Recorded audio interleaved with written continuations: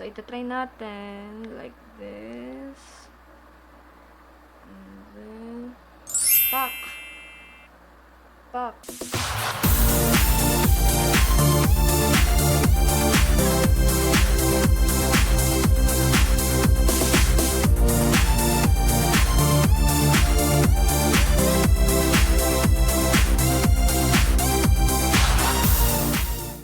Hello guys! Welcome back to my channel, and today we have another video, and today is gagawa tayo ng DIY face mask. Ayan, because of COVID-19.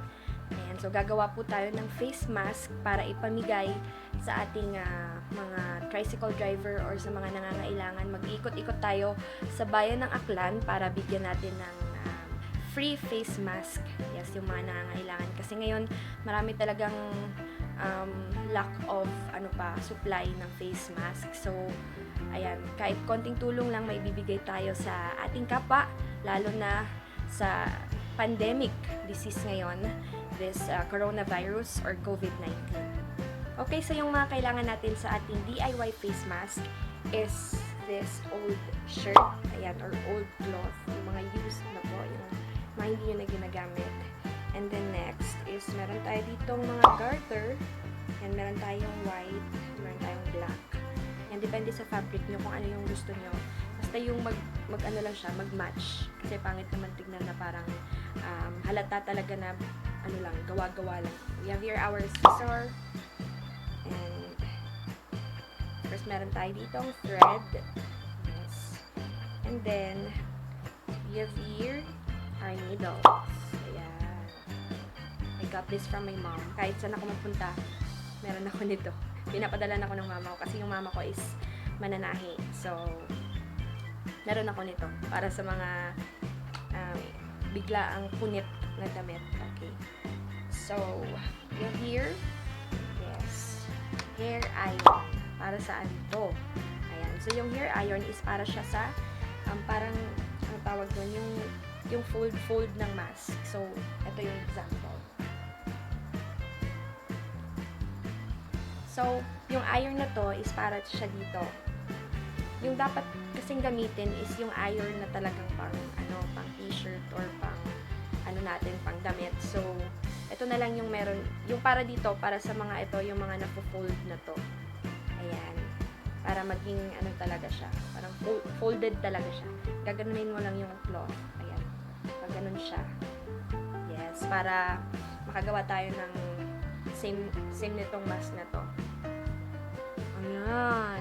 So, gagawa din pala ako guys ng makeup tutorial kung makeup tutorial ng ng nakamask. Yung aurahan kahit yung nakamask ka. Like that.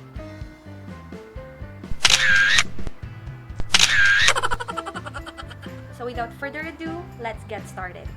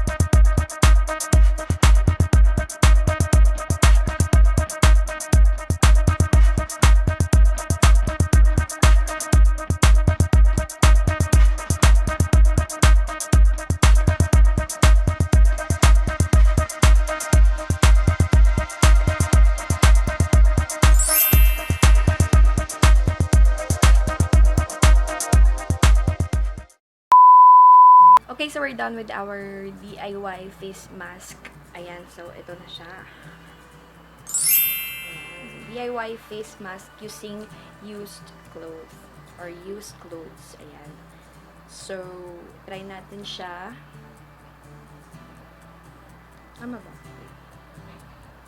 Ito siya. So, ito try natin like this.